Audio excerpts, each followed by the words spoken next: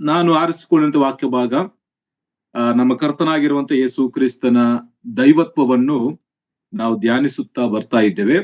ಆದರೆ ಈ ವರ್ಷದ ಅಂತ್ಯ ದಿನಗಳಿಂದ ಒಂದು ಶೀರ್ಷಿಕೆಯನ್ನು ನಾವು ಪ್ರಾರಂಭಿಸಿದ್ದೇವೆ. ಅದೇ ಯೇಸು ಕ್ರಿಸ್ತನ ದೈವತ್ವದಲ್ಲೇ ಮತ್ತೊಂದು ವಿಷಯವನ್ನು ಅಂದ್ರೆ ಯೋಹಾನ ಸುವಾರ್ತೆಯನ್ನು ನಾವು ಸ್ವಲ್ಪ ಪಕ್ಕಕ್ಕಿಟ್ಟು ಅದನ್ನು ಬಿಟ್ಟು ಲೂಕನ ಬರೆದ ಸುವಾರ್ತೆಯಲ್ಲಿ ನಾವು ಕೆಲವೊಂದು ವಿಚಾರಗಳನ್ನು ಆಲೋಚನೆ ಮಾಡ್ತಾ ಇದ್ದೇವೆ. ಇದಾದ ಮೇಲೆ ಇವತ್ತಿನ ಸಂದೇಶ ಆದ ಮೇಲೆ ಮತ್ತೆ ನಾವು ಯೋಹಾನ ಬರೆದ ಸುವಾರ್ತೆಗೆ ನಾವು ಹೋಗ್ತೇವೆ.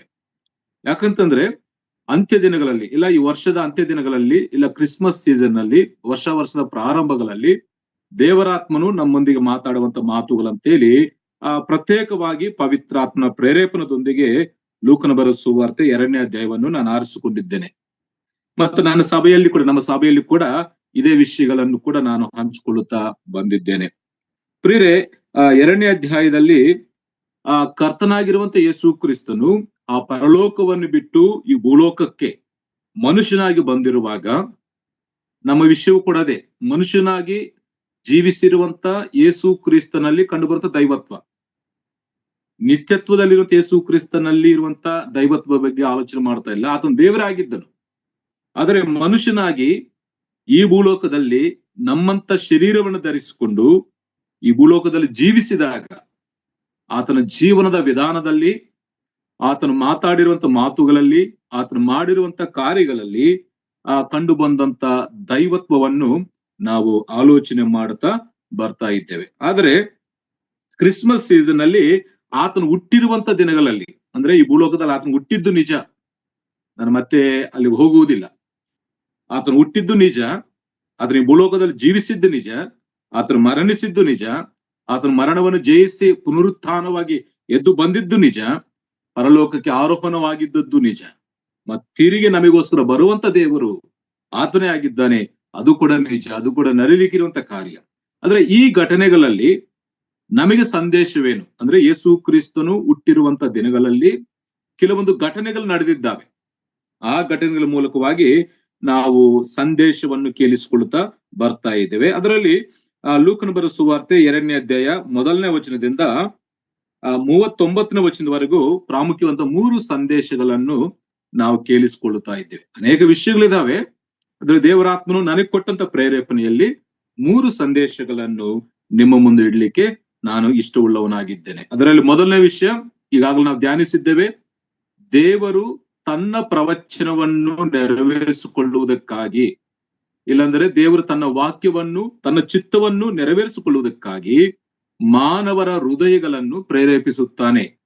ಅವರು ಅರಸರಾಗಿರ್ಬೋದು, ಅವರು ಸಾಮಾನ್ಯ ಜನರಾಗಿರ್ಬೋದು, ಬಡವರಾಗಿರ್ಬೋದು, ಅವರು ಯಾರೇ ಆಗಿರಲಿ, ತನ್ನ ವಾಕ್ಯವನ್ನು ನೆರವೇರಿಸಿಕೊಳ್ಳುವುದಕ್ಕಾಗಿ ದೇವರೇನ್ ಮಾಡ್ತಾನೆ, ಅವರ ಹೃದಯಗಳನ್ನು ಪ್ರೇರೇಪಿಸುತ್ತಾನೆ ಅನ್ನುವಂಥ ಸಂದೇಶವನ್ನು ನಾವು ಪ್ರಾರಂಭದಲ್ಲಿ ಕೇಳಿಸಿಕೊಂಡಿದ್ದೇವೆ. ಆಮೇಲೆ ಎರಡನೇದಾಗಿ ನಾವು ಕೇಳಿಸಿಕೊಂಡಿರುವಂಥದ್ದು, ಯಾರ ಹೃದಯವನ್ನು ಆತನು ಪ್ರೇರೇಪಿಸಿದ್ದಾನೋ ಅವರ ಪ್ರವರ್ತನೆಯನ್ನು ಬಯಸುವಂತ ದೇವರು ಅಂತೇಳಿ ಆ ಪ್ರವರ್ತನ ವಿಚಾರವನ್ನು ನಾವು ಆಲೋಚನೆ ಮಾಡಿದ್ದೇವೆ. ಪ್ರವರ್ತನೆಯಲ್ಲಿ ಪ್ರಾಮಾಣಿಕರಾಗಿ ನಾವು ಜೀವಿಸಬೇಕು ಅಂತೇಳಿ ಆ ಕುರುಬರ ವಿಷಯದಲ್ಲಿ ದೇವರು ಯಾರ ಸಂಗಡ ಇರ್ಲಿಕ್ಕೆ ಇಷ್ಟಪಡ್ತಾನೆ, ದೇವರು ಯಾರಿಗೆ ಪ್ರಕಟಿಸಿಕೊಳ್ಳುತ್ತಾನಂತೇಳಿ ಆ ಕುರುಬರ ವಿಷಯದಲ್ಲಿ ನಾವು ಕೇಳಿಸಿಕೊಳ್ಳುತ್ತಾ ಬಂದಿದ್ದೆ. ಒಂದು ಪ್ರೇರೇಪಣೆ, 2 ಪ್ರವರ್ತನೆ, ಮೂರನೇದಾಗಿ ಇವತ್ತು ನಾವು ಆಲೋಚನೆ ಮಾಡ್ತೇವೆ. ಮೂರನೇದಾಗಿ ಏನಂತಂದ್ರೆ ಅವರ ಪ್ರಯಾಣ, ಯಾವ ರೀತಿಯಾಗಿ ಅವರು ಪ್ರಯಾಣವನ್ನು ಪ್ರಾರಂಭಿಸಿ ಆ ಪ್ರಯಾಣವನ್ನು ಕೊನೆಗಾಣಿಸಿದರೂ ನಾವು ಈ ವಚನ ಭಾಗದಲ್ಲಿ ಗಮನಿಸಿ. 3ನೇ ವಿಷಯ ಪ್ರಯಾಣ. ಲೂಕನ ಬರೆದ ಸುವಾರ್ತೆ 2ನೇ ಅಧ್ಯಾಯ 1ನೇ ವಚನದಿಂದ 39ನೇ ವಚನದವರೆಗೂ 3 ಪ್ರಾಮುಖ್ಯವಂತ ಸತ್ಯಗಳು. ಒಂದು, ಪ್ರೇರೇಪಿಸ್ತಾನೆ, ನಮ್ಮ ಪ್ರವರ್ತನೆಯನ್ನು ಬಯಸುತ್ತಾನೆ, ಮತ್ತು ನಮ್ಮ ಪ್ರಯಾಣ ಯಾವ ರೀತಿಯಾಗಿದೆ, ನಮ್ಮ ಪ್ರಯಾಣದಲ್ಲಿ ಆತನು ನಮ್ಮ ಸಂಗಡ ಇರಲಿಕ್ಕೆ ಇಷ್ಟವುಳ್ಳವನು ಆಗಿದ್ದಾನೆ. ಇವತ್ತು ನಾವು ಒಂದು ವರ್ಷವನ್ನು ಮುಗಿಸಿಕೊಂಡಿದ್ದೇವೆ. ಕಳೆದು ಹೋದಂತ ವರ್ಷ, ಈಗ ಒಂದು ಹೊಸ ವರ್ಷವನ್ನು ನಾವು ಪ್ರಾರಂಭಿಸಿದ್ದೇವೆ. ದೇವರು ನಮ್ಮ ಜೀವನದಲ್ಲಿ ಪ್ರಾರಂಭಿಸಲಿಕ್ಕೆ ಆತನು ಕಾರ್ಯ ಮಾಡಿದ್ದಾನೆ. ಅದಕ್ಕಾಗಿ ಈ ಪ್ರಯಾಣದಲ್ಲಿ, ಈ ಮುಂದಿನ ವರ್ಷದ ಪ್ರಯಾಣದಲ್ಲಿ ನಾವು ಯಾವ ರೀತಿಯಾಗಿರಬೇಕು, ದೇವರು ಕೊಟ್ಟಂತ ಈ ಅವಕಾಶದಲ್ಲಿ, ದೇವರು ಕೊಟ್ಟಂತ ಈ ಆಯುಷ್ ಆರೋಗ್ಯದಲ್ಲಿ ಯಾವ ರೀತಿಯಾಗಿ ನಾವು ದೇವರಿಗೆ ಮಹಿಮಕರವಾಗಿ ನಾವು ಜೀವಿಸಬೇಕಂತೇಳಿ ಇವರ ಪ್ರಯಾಣದ ಮೂಲಕವಾಗಿ ನಾವು ಗಮನಿಸ್ತೇವೆ. ಇಲ್ಲಿ ಪ್ರಯಾಣ ಮಾಡಿರುವಂತ ಒಂದು ಕುಟುಂಬ ಯಾವ ರೀತಿಯಾಗಿ ಅವರ ಪ್ರಯಾಣವನ್ನು ಪ್ರಾರಂಭಿಸಿ ಯಾವ ರೀತಿಯಾಗಿ ಪ್ರಯಾಣವನ್ನು ಮುಗಿಸಿದ್ದಾರೋ ಅದನ್ನು ಇವರ ಪ್ರಯಾಣದ ಮೂಲಕವಾಗಿ ನಾವು ಆಲೋಚನೆ ಮಾಡ್ತೇವೆ. ಅದೇ ರೀತಿಯಾಗಿ ಈ ನೂತನ ವರ್ಷದಲ್ಲಿ ಪ್ರವೇಶಿಸಿರುವಂತ ನಾವುಗಳು ಕೂಡ ಪ್ರಯಾಣಿಕರಾಗಿದ್ದೇವೆ, ಯಾತ್ರಿಕರಾಗಿದ್ದೇವೆ, ಪರದೇಶಸ್ಥರಾಗಿದ್ದೇವೆ. ಅದಕ್ಕಾಗಿ ನಮ್ಮ ಪ್ರಯಾಣವು ಕೂಡ ಯಾವ ರೀತಿಯಾಗಿ ಇರಬೇಕು ಅಂತೇಳಿ ಇವರ ಪ್ರಯಾಣದ ಮೂಲಕವಾಗಿ ನಾವು ಕೇಳಿಸಿಕೊಳ್ಳುತ್ತೇವೆ. ಅದಕ್ಕೆ ನಾನು ಹೀಗೆ ಬರ್ಕೊಂಡಿದ್ದೇನೆ, ಟೈಟಲ್ ಏನಂತಂದ್ರೆ ಪವಿತ್ರಾತ್ಮನು ಪ್ರೇರೇಪಿಸಿದಂತ ಪ್ರಯಾಣ ಇಲ್ಲ ವಾಕ್ಯದಿಂದ ನಡೆಸಲ್ಪಟ್ಟಂತ ಪ್ರಯಾಣ ಅದು ತುಂಬಾ ಆಶ್ಚರ್ಯಕರವಾಗಿಯೂ ಮತ್ತು ಭದ್ರತೆಯನ್ನು ಕಲ್ಪಿಸುವಂತದ್ದಾಗಿದೆ. ಅರ್ಥ ಆಯ್ತಾ? ಒಬ್ಬ ವ್ಯಕ್ತಿಯ ಜೀವನದಲ್ಲಿ ಪವಿತ್ರಾತ್ಮನು ಪ್ರೇರೇಪಿಸುವಂತ ಪ್ರಯಾಣ ಅಂದ್ರೆ ಪವಿತ್ರಾತ್ಮನ ಮೂಲಕವಾಗಿ ಅವನು ಪ್ರೇರೇಪಿಸಲ್ಪಟ್ಟು ಪ್ರಯಾಣ ಮಾಡಿದಾಗ, ಇಲ್ಲಾಂದ್ರೆ ವಾಕ್ಯದಿಂದ ನಡೆಸಲ್ಪಟ್ಟು ಅವನು ಪ್ರಯಾಣ ಮಾಡಿದಾಗ ಅವನ ಪ್ರಯಾಣವು ಆಶ್ಚರ್ಯಕರವಾಗಿರ್ತದೆ ಮತ್ತು ಭದ್ರತೆ ಉಳ್ಳದ್ದು ಆಗಿರ್ತದೆ. ಇವತ್ತು ಪ್ರಯಾಣ ಅಂದ್ರೆ ಅಷ್ಟು ಭದ್ರತೆ ಇಲ್ಲ ಪ್ರಿಯರೇ. ಯಾವ ಸಮಯದಲ್ಲಿ ಏನು ಸಂಭವಿಸ್ತೋ ಗೊತ್ತಿಲ್ಲ. ನಾವು ಕರೆಕ್ಟ್ ಆಗಿ ಹೋಗ್ತಾ ಇದ್ರು ಕೂಡ ಮತ್ತೊಬ್ಬನು ಯಾವನೋ ಬಂದು ಇವತ್ತು ಆಕ್ಸಿಡೆಂಟ್ ಆಗ್ತಾ ಇರುವಂತದ್ದು, ಅಪಾಯಗಳಾಗ್ತಾ ಇರೋ ನಾವು ಲೋಕದಲ್ಲಿ ಗಮನಿಸ್ತೇವೆ. ಇವತ್ತು ಪ್ರಯಾಣವು ಅಷ್ಟು ಸುಖಕರವಾಗಿಲ್ಲ, ಅಷ್ಟು ಧೈರ್ಯವಾಗಿಯೂ ಗ್ಯಾರಂಟಿ ಹೇಳಲಿಕ್ಕೆ ಆಗ್ತಾ ಇಲ್ಲ. ಆದ್ರೆ ಇಲ್ಲಿದ್ದಂತ ಒಂದು ಕುಟುಂಬ ತನ್ನ ಪ್ರಯಾಣವನ್ನು ಪ್ರಾರಂಭಿಸಿ ಪ್ರಯಾಣವನ್ನು ಮುಗಿಸಿರುವಂತದ್ದು ಈ ವಾಕ್ಯ ಭಾಗದಲ್ಲಿ ನಾವು ಗಮನಿಸ. ಅದಕ್ಕಾಗಿ ಅವ್ರು ಯಾವ ರೀತಿಯಾಗಿ ಯಾವುದರ ಮೂಲಕವಾಗಿ ಅವರು ಪ್ರಾರಂಭಿಸಿದರು ಮತ್ತು ಯಾವುದರಿಂದ ಅವ್ರು ನಡೆಸಲ್ಪಟ್ರು ಮತ್ತು ಅವರಿಗೆ ಆದಂತ ಆಶ್ಚರ್ಯವಂತ ಸಂಗತಿಗಳು, ಅವ್ರಿಗಿರುವಂತ ಭದ್ರತೆ ಈ 2ನೇ ಅಧ್ಯಾಯದಲ್ಲಿ ನಾವು ಗಮನಿಸ್ತೇವೆ. ಎಲ್ಲ ವಿಷಯಗಳನ್ನು ಆಲೋಚನೆ ಮಾಡ್ಲಿಕ್ಕೆ ನನ್ನ ಮುಂದೆ ಸಮಯವಿಲ್ಲ, ಆದ್ರೆ ಸ್ವಲ್ಪ ವಿಷಯಗಳನ್ನು ಮಾತ್ರ ಈ ಸಮಯದಲ್ಲಿ ನಾವು ಆಲೋಚನೆ ಮಾಡೋಣ. ಯಾಕಂದ್ರೆ ನಾವೆಲ್ಲರೂ ಕೂಡ ಈಗ ಪ್ರಾರಂಭಿಸಿದ್ದೇವೆ. ಇದು 2ನೇ ದಿನ, ಹೊಸ ವರ್ಷದಲ್ಲಿ ಪ್ರವೇಶಿಸಿ ಈಗ ನಮ್ಮ ಹೊಸ ಪ್ರಯಾಣವನ್ನು ಪ್ರಾರಂಭಿಸಿದಾಗ ನಮ್ಮ ಪ್ರಯಾಣವು ಕೂಡ ಯಾವ ರೀತಿಯಾಗಿರ್ಬೇಕು, ಪ್ರಯಾಣವನ್ನು ಹೇಗೆ ಪ್ರಾರಂಭಿಸಬೇಕು, ಯಾವ ರೀತಿಯಾಗಿ ಪ್ರಾರಂಭಿಸಿದರೆ ನಾವು ಪ್ರಶಾಂತವಾಗಿ ನಾವು ಮುಂದೆ ಸಾಗ್ಲಿಕ್ಕೆ ಆಗ್ತದೋ ಇವರ ಪ್ರಯಾಣದ ಮೂಲಕವಾಗಿ ನಾವು ಆಲೋಚನೆ ಮಾಡ್ತೇವೆ. ಇದು ಮುಗಿದ ಮೇಲೆ ನಾವು ಮತ್ತೆ ಯೋಹಾನ ಬರೆದ ಸುವಾರ್ತೆ 11ನೇ ಅಧ್ಯಾಯದಲ್ಲಿ ಯೇಸು ಕ್ರಿಸ್ತನ ದೈವತ್ವವನ್ನು ನಾವು ಕೇಳಿಸಿಕೊಳ್ಳಿಕ್ಕೆ ಹೋಗ್ತೀವಿ. ಮೊದಲು ನಾನು ದೇವರ ವಾಕ್ಯ ಓದ್ತೀನಿ ನೋಡಿ. ಲೂಕನ ಬರೆದ ಸುವಾರ್ತೆ 2ನೇ ಅಧ್ಯಾಯ 4-5 ವಚನಗಳು ಜೋಡಿಯಾಗಿದ್ದಾವೆ. ಆದ್ರೆ ನಾನು ಮಧ್ಯಭಾಗದಿಂದ ಓದ್ತೀನಿ ನೋಡಿ. ಮರಿಯಲ ಸಂಗಡ ಗಲಿಲೇ ಸೀಮೆಯ ನಜರೇತ್ ಎಂಬ ಊರಿನಿಂದ ಹೊರಟು ಯೂದಾಯದಲ್ಲಿರುವ ಬೆತ್ಲೆಹೇಮ್ ಎಂಬ ದಾವೀದನೂರಿಗೆ ಹೋದನು. ಗಲಿಲೇ ಸೀಮೆಯ ನಜರೇತ್ ಎಂಬ ಊರಿನಿಂದ ಹೊರಟು ಯೂದಾಯದಲ್ಲಿರುವ ಬೆತ್ಲೆಹೇಮ್ ಎಂಬ ದಾವೀದನ ಊರಿಗೆ ಹೋದನು. ಇದು ಪ್ರಯಾಣದ ಒಂದು ಪ್ರಾರಂಭ. ಅವರು ಪ್ರಾರಂಭಿಸಿದರು. ಮತ್ತು 22ನೇ ವಚನದಲ್ಲಿ ಒಂದು ಮಾತಿದೆ ನೋಡಿ. 22ನೇ ವಚನ, ಬಳಿಕ ಮೋಶೆಯ ನೇಮದ ಪ್ರಕಾರ ಅವರು ಸೂತಕ ಕಲಿಯುವುದಕ್ಕೆ ತಕ್ಕಷ್ಟು ದಿವಸಗಳು ತುಂಬಲು ಅವರು ಆ ಕೂಸನ್ನು ಯೆರೂಸಲೇಮಿಗೆ ತೆಗೆದುಕೊಂಡು ಹೋದರು. ಇವರ ಪ್ರಯಾಣ ಮಧ್ಯದಲ್ಲಿ ಯಾವ ರೀತಿಯಾಗಿ ಅದನ್ನು ಕೊನಸಾಗಿ ಅದು ಮುಂದುವರಿಸಿದ್ದಾರೆ ಅಂತ ನಾವು ನೋಡ್ಬೇಕಾದ್ರೆ ಯೆರೂಸಲೇಮಿನ ಮುಖಾಂತರವಾಗಿ, ದೇವಾಲಯದ ಮುಖಾಂತರವಾಗಿ ಅವರ ಪ್ರಯಾಣವನ್ನು ಮುಂದುವರಿಸಿದರು. 39ನೇ ವಚನ ನೋಡಿ. 39ನೇ ವಚನ, ಇತಲಾಗಿ ಅವರು ಕರ್ತನ ಧರ್ಮಶಾಸ್ತ್ರದಲ್ಲಿ ಹೇಳಿರುವ ಕಾರ್ಯಗಳನ್ನೆಲ್ಲ ನೆರವೇರಿಸಿದ ಮೇಲೆ ಗಲಿಲಾಯಕ್ಕೆ ಸೇರಿದ ನಜರೇತ್ ಎಂಬ ತಮ್ಮ ಊರಿಗೆ ಹಿಂತಿರುಗಿ ಹೋದರು. ಇದು ಒಂದು ಫುಲ್ಲು ಒಂದು ಜಾಯ್ಫುಲ್ ಅಂದ್ರೆ ಸುಖಕರವಾದಂತ ಸಂತೋಷಕರವಾದಂತ ಒಂದು ಪ್ರಯಾಣವಾಗಿದೆ. ಈ ಪ್ರಯಾಣವನ್ನು ಪ್ರಾರಂಭಿಸಿದರು. ಈ ಪ್ರಯಾಣದಲ್ಲಿ ಅವರು ಎಲ್ಲ ಕಾರ್ಯಕ್ರಮಗಳನ್ನು ನೆರವೇರಿಸಿದ ಮೇಲೆ, ವಾಕ್ಯದಲ್ಲಿ ಗಮನಿಸಿದವಲ್ಲ, ಧರ್ಮಶಾಸ್ತ್ರದಲ್ಲಿ ಏನಿರುವ ಕಾರ್ಯಗಳನ್ನೆಲ್ಲ ನೆರವೇರಿಸಿದ ಮೇಲೆ ತಿರುಗಿ ಗಲಿಲೇ ಸೀಮದ ನಜರೇತ್ ಎಂಬ ತಮ್ಮ ಊರಿಗೆ ಅವರು ಹೊರಟು ಹೋದರು. ಪ್ರಯಾಣವನ್ನು ಪ್ರಾರಂಭಿಸಿದರು. ಆ ಪ್ರಯಾಣವನ್ನು ಅವರು ಮುಗಿಸಿರುವಂತದ್ದು ವಾಕ್ಯ ಭಾಗದಲ್ಲಿ ನಾ ಗಮನಿಸ್ತೇವೆ. ಎಲ್ಲಿಂದ ಪ್ರಾರಂಭಿಸಿದ್ದಾರೋ ಮತ್ತು ಅಲ್ಲಿಗೆ ಅವರು ಸೇರಿರುವಂತದ್ದು ವಾಕ್ಯದಲ್ಲಿ ಗಮನಿಸ್ತೇವೆ. ಆದ್ರೆ ಅವ್ರ ಪ್ರಯಾಣದ ಮಧ್ಯದಲ್ಲಿ ಅನೇಕ ಆಶ್ಚರ್ಯಕರ ಸಂಗತಿಗಳನ್ನು, ಅನೇಕ ಅದ್ಭುತ ಕಾರ್ಯಗಳನ್ನು, ಅದ್ಭುತವಾದ ವ್ಯಕ್ತಿಗಳನ್ನು ಅವರು ಭೇಟಿ ಮಾಡಿರುವಂತದ್ದು, ಅವರೊಂದಿಗೆ ಸಹ ಅನ್ಯೋನ್ಯತೆಯಲ್ಲಿ ಅವರೊಂದಿಗೆ ಮಾತಾಡಿದ ಮಾತುಗಳು, ಅವರಿಗೆ ಆಶ್ಚರ್ಯ ಹುಟ್ಟಿಸುವಂತ ಸಂಗತಿಗಳು ಅವರ ಪ್ರಯಾಣದಲ್ಲಿ ನಾವು ಗಮನಿಸುವಂತ ವಿಚಾರವಾಗಿದೆ. ಅದಕ್ಕಾಗಿ ಪ್ರಿಯರೇ, ಇವತ್ತು ಅವರು ಪ್ರಾರಂಭಿಸಿದರು, ಆ ಪ್ರಯಾಣವನ್ನು ಮುಗಿಸಿದರು. ಅದರ ವಿಷಯ ಏನಂತಂದ್ರೆ, ಇವತ್ತೆಷ್ಟೋ ಜನರು ಪ್ರಯಾಣವನ್ನು ಪ್ರಾರಂಭಿಸ್ತಾ ಇದ್ದಾರೆ, ಅದರ ಮುಗಿಸ್ಲಿಕ್ಕೆ ಆಗ್ತಾ ಇಲ್ಲ, ಅದು ಕೊನೆಗೊಳಿಸ್ಲಿಕ್ಕೆ ಆಗ್ತಾ ಇಲ್ಲ. ಮಧ್ಯದಲ್ಲಿ ಏನಾಗ್ತಿದ್ದಾರೆ, ನಿಂತು ಹೋಗ್ತಾ ಇದ್ದಾರೆ. ಪ್ರಯಾಣವನ್ನು ಪ್ರಾರಂಭಿಸ್ತಾ ಇದ್ದಾರೆ, ಆದ್ರೆ ಆ ಗುರಿ ಮುಟ್ತಾ ಇಲ್ಲ, ಕಡೆ ತನಕ ಪ್ರಯಾಣ ಮಾಡ್ಲಿಕ್ಕೆ ಆಗ್ತದೆ. ಮಧ್ಯದಲ್ಲೇ ಅವರು ನಿಂತು ಹೋಗ್ತಾ ಇರುವಂತದ್ದು, ಬಿದ್ದು ಹೋಗ್ತಾ ಇರುವಂತದ್ದು, ಕೆಲವರು ಆತ್ಮಿಕವಾಗಿ ಸತ್ತು ಹೋಗ್ತಾ ಇರುವಂತದ್ದು ನಾವು ಲೋಕದಲ್ಲಿ ಕ್ರೈಸ್ತರ ಮಧ್ಯದಲ್ಲಿ ಗಮನಿಸುವಂತ ವಿಷಯ. ಹೊಸ ವರ್ಷದಲ್ಲಿ ಅನೇಕರು ಹೊಸ ಹೊಸ ತೀರ್ಮಾನಗಳನ್ನು ನಾವು ಮಾಡ್ಕೊಳ್ತೀವಿ. ಒಬ್ಬೊಬ್ಬರೊಂದು ತೀರ್ಮಾನ, ಈ ವರ್ಷದಲ್ಲಿ ನಾನು ಹೀಗಿರ್ಬೇಕು, ಈ ವರ್ಷದಲ್ಲಿ ನಾನು ಹೀಗೆ ಮಾಡ್ಬೇಕಂತೇಳಿ ಅನೇಕರು ಒಂದು ಹೊಸ ಹೊಸ ತೀರ್ಮಾನಗಳನ್ನು ಮಾಡ್ಕೊಳ್ತೀವಿ. ಆದ್ರೆ ಎಷ್ಟುವರೆಗೂ ಆ ತೀರ್ಮಾನಗಳನ್ನು ನಾವು ನೆರವೇರಿಸ್ತೇವೆ? ಪ್ರಾರಂಭಿಸಿರುವಂತಹ ಆಲೋಚನೆ, ಪ್ರಾರಂಭಿಸಿರುವಂತಹ ಪ್ರಯಾಣವನ್ನು ನಾವು ಆ ಗುರಿಯನ್ನು ನಾವು ಮುಟ್ತಾ ಇದ್ದೇವಾ, ಇಲ್ಲ ಮಧ್ಯದಲ್ಲಿ ನಾವು ನಿಲ್ಲಿಸ್ತಾ ಇದ್ದೇವೆ, ಬಿದ್ದು ಹೋಗ್ತಾ ಇದ್ದೇವಾ, ಇಲ್ಲ ಹಿಂಜಾರಿ ಹೋಗ್ತಾ ಅನ್ನುವಂಥದ್ದು ನಾವು ಗಮನಿಸುವಂತ ವಿಷಯ. ಅನೇಕ ಜನರು ಇವತ್ತು ಪ್ರಯಾಣವನ್ನು ಪ್ರಾರಂಭಿಸ್ತಾ ಇದ್ದಾರೆ, ಅದರ ಮುಗಿಸ್ಲಿಕ್ಕೆ ಆಗ್ತಾ ಇಲ್ಲ. ಯಾಕೆ ನೋಡಿ ಒಂದು ಮಾತು ಓದ್ಕೊಳ್ಳೋಣ. ಅನೇಕ ಜನರು ಪ್ರಾರಂಭಿಸ್ತಾ ಇದ್ರು, ಅದರ ಪ್ರಯಾಣವನ್ನು ಮುಗಿಸ್ಲಿಕ್ಕೆ ಆಗ್ತಾ ಇಲ್ಲ. ಆ ಗಲತಿ ಪತ್ರಿಕೆಯಲ್ಲಿ ಒಂದು ಮಾತಿದೆ. ಅಪೊಸ್ತಲನಾದ ಪೌಲನು ಗಲತಿಯದವರಿಗೆ ಬರೆದ ಪತ್ರಿಕೆ 5ನೇ ಅಧ್ಯಾಯದಲ್ಲಿ ಒಂದು ಮಾತು ಓದಿಕೊಳ್ಳೋಣ. ಇದೇ ಸಂದರ್ಭದಲ್ಲಿ 7ನೇ ವಚನ, 5ನೇ ಅಧ್ಯಾಯ 7ನೇ ವಚನದಲ್ಲಿ, ಚೆನ್ನಾಗಿ ಓಡುತ್ತಾ ಇದ್ದೀರಿ, ನೀವು ಸತ್ಯವನ್ನು ಅನುಸರಿಸದಂತೆ ಯಾರು ನಿಮ್ಮನ್ನು ತಡೆದರು? ಗಲತಿ ಸಭೆಯವರಿಗೆ ಅಪೊಸ್ತಲನಾದ ಪೌಲನು ಹೇಳುವಂತ ಮಾತೇನಂತಂದ್ರೆ, ನೀವು ಚೆನ್ನಾಗಿ ಓಡ್ತಾ ಇದ್ದೀರಿ, ಚೆನ್ನಾಗಿ ನಡೀತಾ ಇದ್ದೀರಿ ಅಂದ್ರೆ ಪ್ರಯಾಣದಲ್ಲಿ ಇದ್ದೀರಿ, ಆತ್ಮಿಕವಾದಂತ ಈ ಜೀವನದ ಪ್ರಯಾಣದಲ್ಲಿ ನೀವಿದ್ದೀರಿ, ಚೆನ್ನಾಗಿ ಓಡ್ತಾ ಇದ್ದೀರಿ. ಆದರೆ ನೀವು ಸತ್ಯವನ್ನು ಅನುಸರಿಸದಂತೆ ಯಾರು ನಿಮ್ಮನ್ನು ತಡೆದರು? ಅವರು ನಿಂತು ಹೋಗಿದ್ದಾರೆ. ಗಲತಿ ಸಭೆಯವರು ಅವರ ಪ್ರಯಾಣವನ್ನು ನಿಲ್ಲಿಸಿದ್ದಾರೆ. ಯಾರೋ ಬಂದು ಅವರನ್ನು ತಡೆದಿದ್ದಾಗ ಆ ಪ್ರಯಾಣವನ್ನು ನಿಲ್ಲಿಸಿದ್ರಂತೆ ಇಲ್ಲಿ ವಾಕ್ಯದ ಒಂದು ಅರ್ಥವಾಗಿ. ಮೊದಲು ಅವರು ಚೆನ್ನಾಗಿ ಓಡ್ತಾ ಇದ್ದಾರೆ, ಒಳ್ಳೆ ರೀತಿಯಲ್ಲಿ ಆತ್ಮಿಕವಾಗಿ ಅವರು ಬೆಳೀತಾ ಇದ್ರು. ಇನ್ನೊಂದು ಮಾತು ಹೇಳ್ತೀವಿ, ಅದೇ ಗಲತಿ ಪತ್ರಿಕೆ 3ನೇ ಅಧ್ಯಾಯ 3ನೇ ವಚನದಲ್ಲಿ ಅವರು ಆತ್ಮಿಕವಾಗಿ ಪ್ರಾರಂಭಿಸಿದ್ರು. 3ನೇ ಅಧ್ಯಾಯ 3ನೇ ವಚನದಲ್ಲಿ, ಇಷ್ಟು ಬುದ್ಧಿ ಇಲ್ಲದವರಾಗಿದ್ದೀರಾ, ದೇವರಾತ್ಮನುಸಾರವಾಗಿ ಪ್ರಾರಂಭಿಸಿ ಈಗ ಬಾಹ್ಯಾಚಾರಗಳಿಂದ ಸಿದ್ಧಿಗೆ ಬರಬೇಕೆಂದಿದ್ದೀರಾ.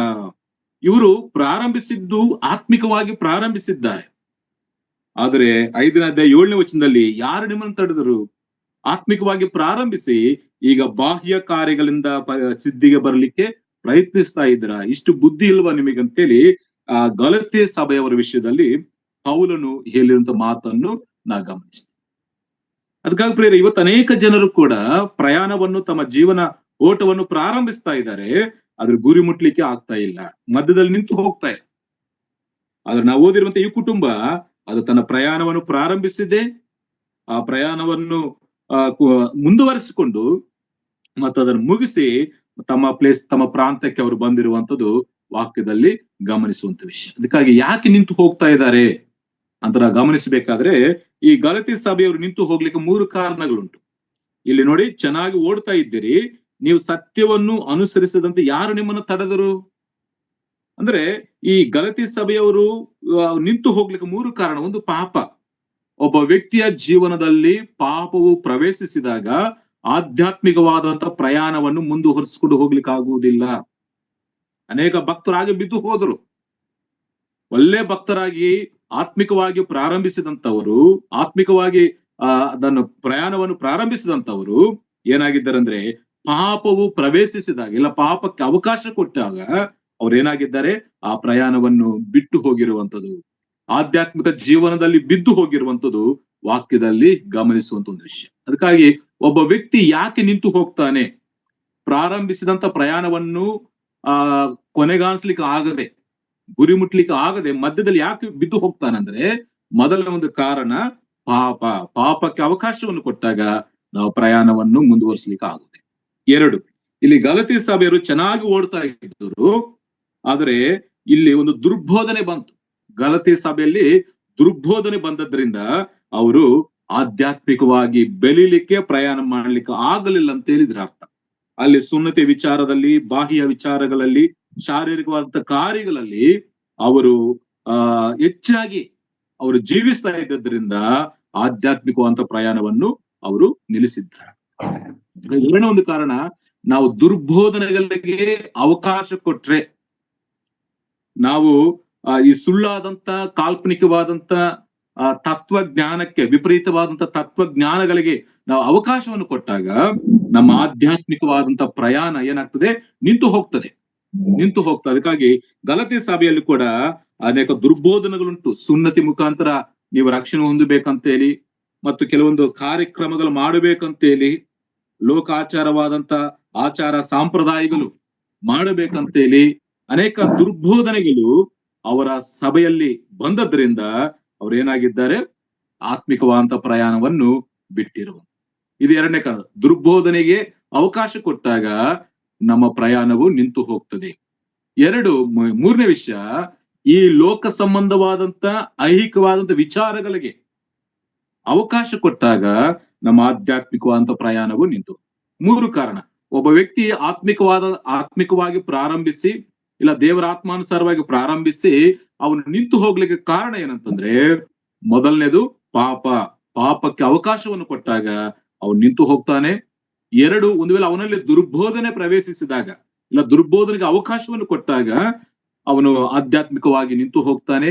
3, ಈ ಲೋಕ ಸಂಬಂಧವಾದಂತ ಮಾಲಿನ್ಯವನ್ನು ಅಂಟಿಸಿಕೊಳ್ಳುವುದರಿಂದ, ಈ ಲೋಕ ಸಂಬಂಧವಾದಂತ ಐಹಿಕವಾದಂತ ವಿಚಾರಗಳು, ಅನ್ಯ ಆಚಾರ ಸಂಪ್ರದಾಯ ಪದ್ಧತಿಗಳನ್ನು ಮಾಡುವುದರಿಂದ ಅವನು ಆತ್ಮಿಕವಾಗಿ ಬೆಳೆಯುವುದಿಲ್ಲ, ಅವನು ಆತ್ಮಿಕವಾದಂತ ಪ್ರಯಾಣದಲ್ಲಿ ನಿಂತು ಹೋಗ್ತಾನಂತೇಳಿ ವಾಕ್ಯದಲ್ಲಿ ನಾವು ಗಮನಿಸುವಂತ ವಿಷಯ.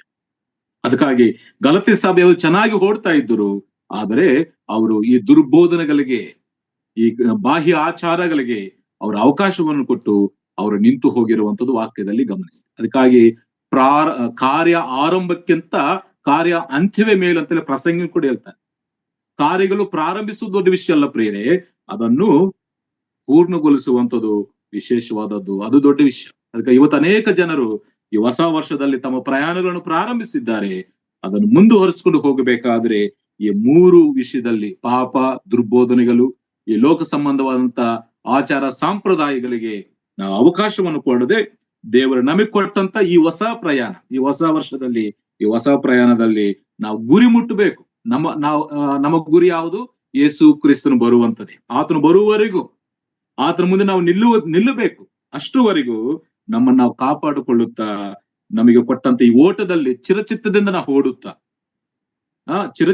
ಓಡುತ್ತಾ ಆ ಗುರಿಯನ್ನು ಮುಟ್ಟಬೇಕು. ನಂಬಿಕೆಯನ್ನು ಹುಟ್ಟಿಸುವವನು, ದಾನ ಪೂರೈಸುವಂತ ಯೇಸುವಿನ ಕಡೆಗೆ ನಾವು ನೋಡುತ್ತಾ ಓಡಬೇಕು. ಪಾಪದ ಕಡೆಗೆ, ದುರ್ಬೋಧನ ಕಡೆಗೆ, ಈ ಲೋಕಸಂತ ಆಚಾರದ ಕಡೆಗೆ ನಾವು ನೋಡಿದ್ರೆ ನಾವು ಬಿದ್ದು ಹೋಗ್ಲಿಕ್ಕೆ ಕಾರಣಗಳುಂಟು. ಅದಕ್ಕಾಗಿ ಪ್ರೇರೆ, ಇಲ್ಲಿದ್ದಂತ ಈ ಪ್ರಯಾಣ ಇವರು ಯಾವ ರೀತಿಯಾಗಿ ಪ್ರಾರಂಭಿಸಿದರು, ಇವತ್ತು ನಮಗೆ ಆಲೋಚನೆ ಯಾವ ರೀತಿಯಾಗಿ ಇವರು ಮುಗಿಸಿದ್ರಂತೇಳಿ ನಾವು ಕೇಳಿಸಿಕೊಳ್ಳೋಣ. ಅದರಿಂದ ನಾವು ಕೂಡ ಉತ್ತೇಜನ ಪಡಕೊಂಡು, ದೇವರ ವಾಕ್ಯದಿಂದ ನಾವು ಕೂಡ ಧೈರ್ಯವನ್ನು ತಂದುಕೊಂಡು ಈ ಹೊಸ ವರ್ಷದಲ್ಲಿ ನಾವು ಕೂಡ ದೇವರಿಗೆ ಮಹಿಮಕರವಾಗಿ ನಾವು ಪ್ರಯಾಣಿಸೋಣ. ಮೊದಲನೇದಾಗಿ ನೋಡಿ, ಇವರ ಪ್ರಯಾಣ ಇಷ್ಟು ಸಂತೋಷಕರವಾಗಿ, ಆಶ್ಚರ್ಯಕರವಾಗಿ ನಡೆಸಲಿಕ್ಕೆ ಯಾರು ಇವರ ಪ್ರಯಾಣವನ್ನು ನಡೆಸಿದರು? ಇವರ ಪ್ರಯಾಣವನ್ನು ನಡೆಸಿದಂತವ್ರು ಯಾರು? ಇಲ್ಲಂದ್ರೆ ಯಾರ ನಿಯಂತ್ರಣದಲ್ಲಿ, ಯಾರ ಅಧೀನದಲ್ಲಿ ಇವರ ಪ್ರಯಾಣವನ್ನು ನಡೆಸಲ್ಪಟ್ಟಿದೆ ಅನ್ನುವಂಥ ಪ್ರಾಮುಖ್ಯ.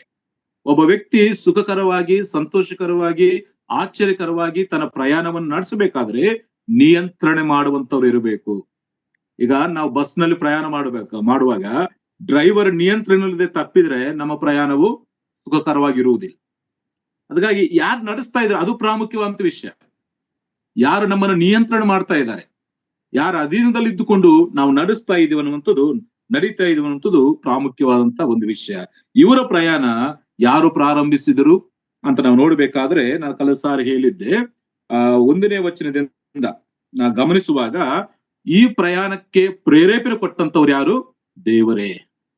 ಇವರು ನಜರೇತ್ ಎಂಬ ಸೀಮೆಯಿಂದ ಯಹೂದ ಪ್ರಾಂತಕ್ಕೆ ಬೆತ್ಲೆಹೇಮಿಗೆ ಹೋಗಬೇಕಂತೇಳಿ ಪ್ರೇರೇಪಿಸಿದಂತವ್ರು ಯಾರು?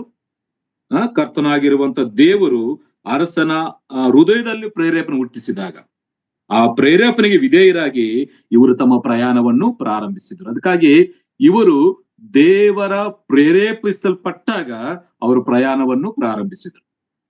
ನಮ್ಮ ಸ್ವಂತ ಆಲೋಚನೆ ಪ್ರಕಾರವಾಗಿ, ನಾವು ನಮ್ಮ ಸ್ವಂತ ಪ್ರೇರೇಪಣೆಗಳಿಂದ ನಾವು ಪ್ರಾರಂಭಿಸಿದರೆ ಅದು ಮಧ್ಯದಲ್ಲಿ ನಿಂತು ಹೋಗ್ತದೆ. ಮೊದಲನೇ ವಿಷಯ, ಇವರ ಪ್ರಯಾಣವನ್ನು ಪ್ರೇರೇಪಿಸಿದಂತವ್ರು ಯಾರು? ದೇವರು. ದೇವರಿಂದ ಇವರು ಪ್ರೇರೇಪಿಸಲ್ಪಟ್ಟು ಆ ಪ್ರಯಾಣವನ್ನು ಬೆಳೆಸಿದರು. ನಿಜವಾಗಿ ಹೇಳಬೇಕಾದ್ರೆ ಆ ಪ್ರಯಾಣ ಮಾಡ್ಲಿಕ್ಕೆ ಅವ್ರಿಗೆ ಇಷ್ಟವೇ ಇಲ್ಲ. ನಾನು ಕಳೆದ ಸಾರಿ ಹೇಳಿದ ಪ್ರಾರಂಭದಿಂದಲೇ ಅವರು ಬಡವರಾಗಿದ್ದರು, ಅಷ್ಟು ದೂರ ಪ್ರಯಾಣ ಮಾಡ್ಲಿಕ್ಕೆ ಮನಸ್ಸಿಲ್ಲ ಮತ್ತು ಅಷ್ಟು ಅನುಕೂಲಕರವಾಗಿಲ್ಲ ಅವರು. ಆಗ್ಲೇ ದಿನಗಳು ತಿಂಗಳು ತುಂಬಿದಾವೆ. ಅವ್ರಿಗೆ ಇಷ್ಟವಿಲ್ಲದೆ ಇರುವಂತ ಪರಿಸ್ಥಿತಿ, ಅನಾನುಕೂಲವಾದಂತ ಪರಿಸ್ಥಿತಿಗಳು. ಆದ್ರೂ ಕೂಡ ದೇವರು ಕೊಟ್ಟಂತ ಆ ಪ್ರೇರೇಪಣೆಗೆ ಅವರು ವಿಧೇಯರಾಗಿ ಅವರು ಪ್ರಯಾಣವನ್ನು ಪ್ರಾರಂಭಿಸಿದರು. ಅದಕ್ಕಾಗಿ ಒಬ್ಬ ವ್ಯಕ್ತಿಯ ಪ್ರಯಾಣ ಸುಖಕರವಾಗಿ ಆಶ್ಚರ್ಯಕರವಾಗಿ ನಡೆಯಬೇಕಾದ್ರೆ ನಮ್ಮ ಸ್ವಂತ ಆಲೋಚನೆಗಳಿಂದ ಕೂಡಿದ್ದಾಗಿರಬಾರದು. ಇಷ್ಟ ಬಂದ ಹಾಗೆ, ಮನಸ್ಸು ಬಂದ ಹಾಗೆ ನಾವು ಹೋಗುವಾಗ ಅದು ಸುಖಕರವಾಗಿರುವುದಿಲ್ಲ, ಪ್ರಶಾಂತಕರವಾಗಿ ಇರುವುದಿಲ್ಲ. ಮತ್ತು ಈ ಪ್ರಯಾಣ ಅವರ ಪ್ರಯೋಜನಕ್ಕಾಗಿ ಅವರು ಪ್ರಾರಂಭಿಸಲಿಲ್ಲ.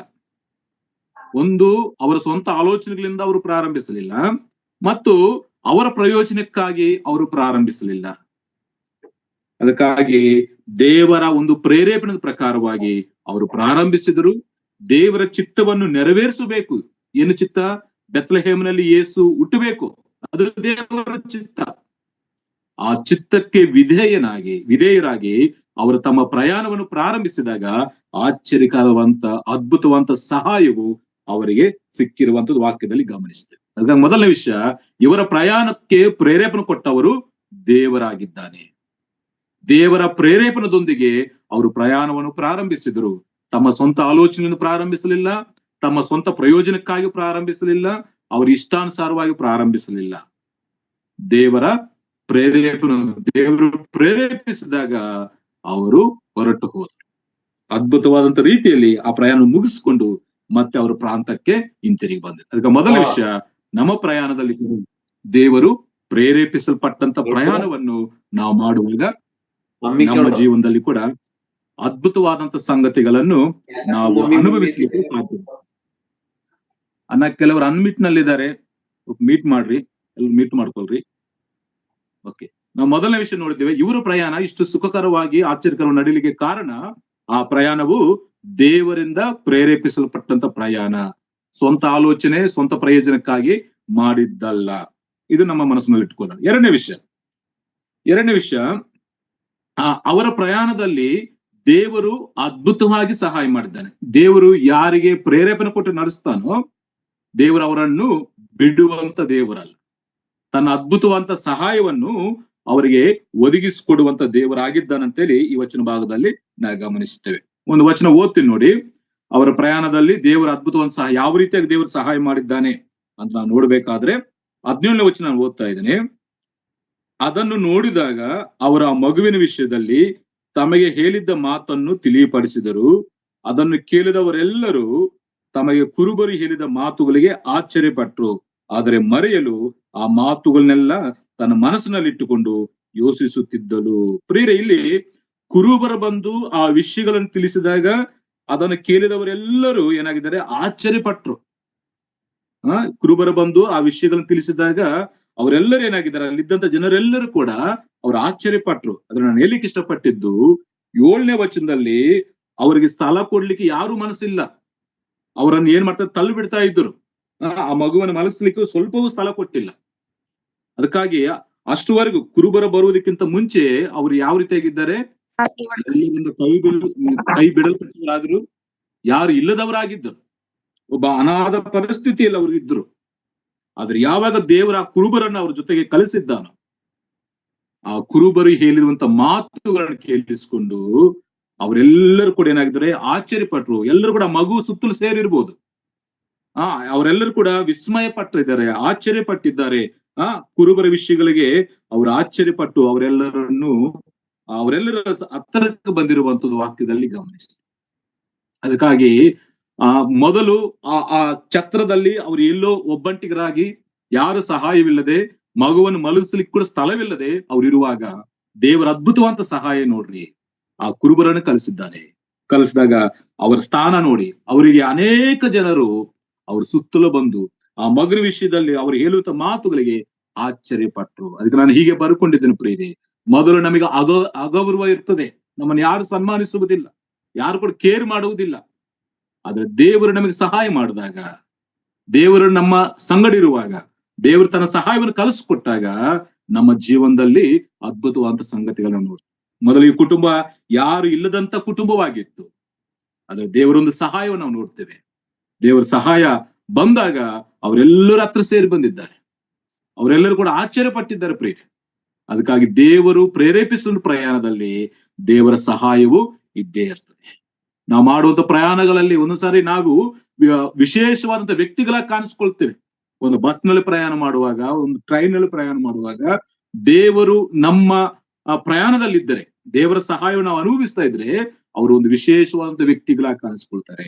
ನಾವು ನೋಡ್ತೀವಿ, ಮೊದಲು ಇವರು ಯಾವ ಗಣನೆಗೆ ಬಾರದವರು, ಸ್ಥಳ ಇಲ್ಲ ಅಂತೇಳಿ ಎಲ್ಲ ತಲೆಬಿಟ್ಟಂತವ್ರೆ. ಅದ್ರ ದೇವರ ಅದ್ಭುತವಾದ ಸಹಾಯ ಅವ್ರಿಗೆ ಸಿಕ್ಕಿದಾಗ ಏನಾಗಿದ್ದಾರೆ, ಸನ್ಮಾನಕ್ಕೆ ಯೋಗ್ಯರಾಗಿ ಒಂದು ವಿಶೇಷವಾದಂತ ವ್ಯಕ್ತಿಗಳಾಗಿ, ವಿಶೇಷವಾದ ಒಂದು ಕುಟುಂಬವಾಗಿ ಆ ಕುಟುಂಬವನ್ನು ನೋಡಿ ಅವರು ಗೌರವಿಸಿದ್ದಾರೆ, ಘನಪಡಿಸಿದ್ದಾರೆ. ಇದು ಸಹಾಯ. ಇವತ್ತು ನಮ್ಮ ಪ್ರಯಾಣದಲ್ಲಿ ಕೂಡ ನಾವು ದೇವರಿಂದ ಪ್ರೇರೇಪಿಸಲ್ಪಟ್ಟು ನಾವು ಪ್ರಯಾಣ ಮಾಡುವಾಗ ಆ ಪ್ರಯಾಣದಲ್ಲಿ ದೇವರ ಅದ್ಭುತವಾದಂತ ಸಹಾಯವನ್ನು ನಮಗೆ ಒದಗಿಸಿಕೊಡುವಂತ ದೇವರಾಗಿ, ಪ್ರತ್ಯೇಕವಂತ ವ್ಯಕ್ತಿಗಳಾಗಿ, ವಿಶೇಷವಾದಂತ ವ್ಯಕ್ತಿಗಳಾಗಿ, ಮತ್ತು ಅನೇಕರಿಗೆ ಆಶ್ಚರ್ಯವನ್ನು ಹುಟ್ಟಿಸುವಂತ ವ್ಯಕ್ತಿಗಳಾಗಿ ನಾವು ಇರ್ತೇವೆ. ಯಾವಾಗ ದೇವರಿಂದ ಪ್ರೇರೇಪಿಸಲ್ಪಟ್ಟು ನಾವು ಪ್ರಯಾಣವನ್ನು ಪ್ರಾರಂಭಿಸಿದಾಗ ದೇವರ ಸಹಾಯವು ನಮ್ಗಿದ್ದೇ. ಇವರು ದೇವರಿಂದ ಪ್ರಯಾಣವನ್ನು ಪ್ರಾರಂಭಿಸಿದರು, ಅದರ ಮೊದಲು ಅವರನ್ನು ಎಲ್ಲರೂ ತಲೆಬಿಟ್ಟಿದ್ದಾರೆ. ಆದ್ರೆ ದೇವರು ತನ್ನ ಸಹಾಯವನ್ನು ಕಲಿಸ್ಕೊಟ್ಟಾಗ ಆ ಕುರುಬರ ಮಾತುಗಳನ್ನು ಕೇಳಿಸಿಕೊಂಡು ಅನೇಕ ಜನರು ಆಶ್ಚರ್ಯಪಟ್ಟು ಅವರನ್ನು ಗೌರವಿಸಿದ್ದಾರೆ. ಲೋಕರಕ್ಷಕನಂತ ಹೇಳಿದಾಗ ಗೌರವಿಸದೇ ಇರ್ತಾರ, ಅವರನ್ನು ಗೌರವಿಸಿದರು, ಅವರನ್ನು ಸನ್ಮಾನಿಸಿದರು, ಅವರನ್ನು ಪ್ರತ್ಯೇಕವಾದಂತ ಸ್ಥಿತಿಯಲ್ಲಿ ಅವರನ್ನು ನೋಡಿದ್ದಾರೆ ಪ್ರಿಯ. ಇದು ದೇವರು ಮಾಡುವಂತ ಕಾರ್ಯ. ಅದಕ್ಕಾಗಿ ಎರಡನೇ ವಿಷಯ ಏನಂತಂದ್ರೆ, ನಮ್ಮ ಪ್ರಯಾಣದಲ್ಲಿ ದೇವರ ಅದ್ಭುತವಾದಂತ ಸಹಾಯವನ್ನು ನಾವು ಅನುಭವಿಸ್ತೇವೆ. ಮೊದಲು ಆತನ ಪ್ರೇರೇಪಣದೊಂದಿಗೆ ನಾವು ಪ್ರಯಾಣ ಪ್ರಾರಂಭಿಸೋಣ. ಆ ಪ್ರಯಾಣದಲ್ಲಿ ದೇವರ ಅದ್ಭುತವಾದಂತ ಸಹಾಯವನ್ನು ಕೊಟ್ಟಾಗ ನಾವೆಲ್ಲಿರ್ತೇವೆ, ವಿಶೇಷವಾದಂತ ವ್ಯಕ್ತಿಗಳಾಗಿ ಮತ್ತು ಅನೇಕರಿಗೆ ಆಶ್ಚರ್ಯವನ್ನು ಹುಟ್ಟಿಸುವಂತ ವ್ಯಕ್ತಿಗಳಾಗಿ ಆ ಪ್ರಯಾಣದಲ್ಲಿ ನಾವು ಕಾಣಿಸಿಕೊಳ್ತೇವೆ. ಇದು ಎರಡನೇ ವಿಷಯ. ಮೂರನೇ ವಿಷಯ ಹೇಳಿ ನಾನು ಮುಗಿಸ್ತೇನೆ.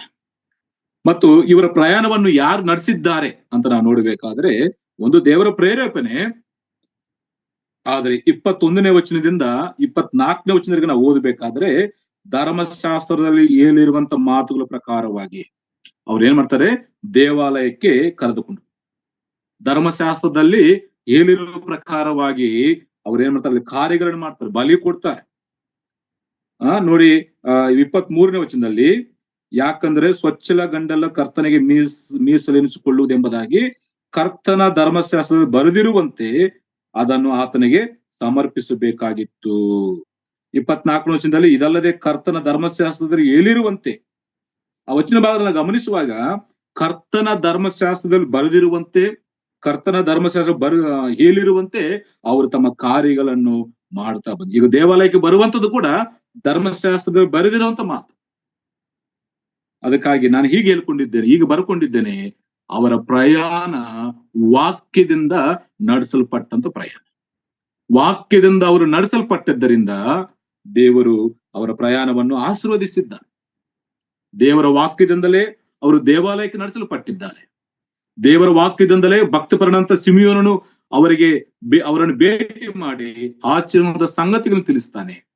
ಆ ದೇವಾಲಯದಲ್ಲಿ ಪ್ರವಕ್ತನೇ ಆದಂತ ಹನ್ನಲು ಕೂಡ ಆತನ ಬಗ್ಗೆ ಮಾತಾಡ್ತಿರುವಂತದ್ದು ನಾವು ವಾಕ್ಯದಲ್ಲಿ ಗಮನಿಸ್ತೇವೆ. ಅದಕ್ಕಾಗಿ ದೇವರ ವಾಕ್ಯದಿಂದ ನಾವು ಪ್ರಯಾಣಿಸುವಾಗ, ದೇವರ ವಾಕ್ಯದಿಂದ ದೇವಾಲಯಕ್ಕೆ ಹೋಗುವಾಗ ಅದ್ಭುತವಾದಂತ ಸನ್ನಿವೇಶಗಳು ನಮ್ಮ ಜೀವನದಲ್ಲಿ ಇರ್ತವೆ. ಸಿಮಿಯೋನು ಬರ್ತಾನೆ, ಈ ರೀತಿ ಮಾತಾಡ್ತಾನೆ, ಅವ್ರು ಎಂದಿಗೂ ನೆನೆಸಿರ್ಲಿಲ್ಲ ಪ್ರಿಯ. ಹನ್ನಲು ಬರ್ತಾನೆ, ಈ ರೀತಿ ಅವ್ರಿಗೆ ನೆನೆಸಿರ್ಲಿಲ್ಲ. ಅವ್ರು ಏನಾಗಿದ್ದಾರೆ, ವಾಕ್ಯದ ಪ್ರಕಾರವಾಗಿ ಅಲ್ಲಿ ಹೋದರು. ಆದರೆ ಆ ವಾಕ್ಯವನ್ನು ಅನುಸರಿಸಿ ಹೋದಾಗ ಆ ದೇವಾಲಯದಲ್ಲಿ ಅವರಿಗೆ ಸನ್ಮಾನವೂ ಸಿಕ್ತು. ಆ ದೇವಾಲಯದಲ್ಲಿ ಆಶ್ಚರ್ಯಕರಂತ ಸಂಗತಿಗಳನ್ನು ಅವರು ಕೇಳಿಸಿಕೊಂಡ್ರು ಮತ್ತು ಸಂತೋಷದಿಂದ. ನೋಡಿ, ಈ 39ನೇ ವರ್ಷ ಓದಿದ್ವಲ್ಲ, ಈತಲಾಗಿ ಅವರು ಕರ್ತನ ಧರ್ಮಶಾಸ್ತ್ರದಲ್ಲಿ ಹೇಳಿರುವ ಕಾರ್ಯಗಳನ್ನೆಲ್ಲ ನೆರವೇರಿಸಿದನೆ. ದೇವರ ವಾಕ್ಯದಲ್ಲಿ ಹೇಳಿರುವ ಎಲ್ಲ ಕಾರ್ಯಗಳನ್ನು ಅವರು ನೆರವೇರಿಸಿದ ಮೇಲೆ ಹಿಂತಿರುಗಿ ಗಲಿಲಾಯಕ್ಕೆ ಹೋಗ್ತಾರೆ. ಅದಕ್ಕೆ ನಾನು ಹೇಳಿಕ್ಕೆ ಇಷ್ಟಪಟ್ಟಿದ್ದು, ಧರ್ಮಶಾಸ್ತ್ರದಲ್ಲಿ ಬರೆದಿರುವಂತ ಮಾತುಗಳು, ಧರ್ಮಶಾಸ್ತ್ರ ಹೇಳಿರುವಂತ ಮಾತುಗಳು, ಅವು ನಾವು ನೆರವೇರಿಸುತ್ತಾ ನಮ್ಮ ಪ್ರಯಾಣದಲ್ಲಿ ಮುಂದೆ ಹೋಗುವಾಗ, ದೇವಾಲಯಕ್ಕೆ ಹೋಗುವಾಗ, ದೇವಸ್ಥಾನಕ್ಕೆ ಹೋಗುವಾಗ, ಇಲ್ಲಾಂದ್ರೆ ಸಭೆಗೆ ಹೋಗುವಾಗ ನಾವು ಆಶ್ಚರ್ಯಕರಂತ ಸಂಗತಿಗಳನ್ನು ಇಲ್ಲಿ ದೊಡ್ಡ ದೊಡ್ಡ ವ್ಯಕ್ತಿಗಳನ್ನು ಭೇಟಿ ಮಾಡಿದ್ದಾರೆ. ಸಿಮಿಯೋನನು, ಹನ್ನಲು ಬಂದ ಆ ಮಗುವಿನ ವಿಷಯದಲ್ಲಿ ಅವಳು ಹೇಳಿರುವಂತ ಮಾತುಗಳು ಆಶ್ಚರ್ಯ ಹುಟ್ಟಿಸುವಂತ ಮಾತು. ಅದಕ್ಕಾಗಿ ಅವರು ಅವೆಲ್ಲವನ್ನು ನೆರವೇರಿಸಿ ಸಂತೋಷದಿಂದ ತಮ್ಮ ಊರಿಗೆ ಅವರು ಹಿಂತಿರುಗಿ ಹೋದರು ಅಂತೇಳಿ ವಾಕ್ಯದಲ್ಲಿ ನಾ ಗಮನಿಸುವ ವಿಷಯ. ಈಗ ನಾನು 3 ವಿಷಯ ಹೇಳಿದ್ದೆ.